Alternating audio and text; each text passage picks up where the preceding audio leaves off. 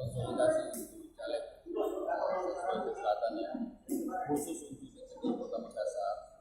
Nanti setelah tim seleksi selesai melakukan tugas, maka kesimpulan akhir rekomendasinya akan diserahkan ke DPD Kota. Setelah itu hasil pleno itu akan diserahkan kepada top 9. Top 9 itu adalah tim operasi pemenangan 9.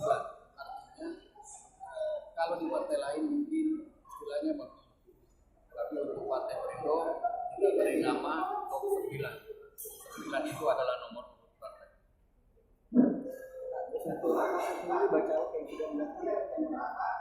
Kalau yang mendaftar di Makassar itu lebih 100 orang yang kita kumpulkan sesuai dengan alokasi kursi DPRD per kota itu ada 50. Nah itulah yang akan kita teruskan nanti.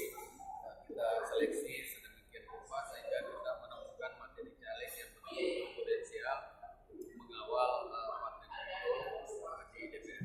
Saat ini sudah berapa yang terseleksi begitu? Semua sudah terseleksi. Jadi dalam waktu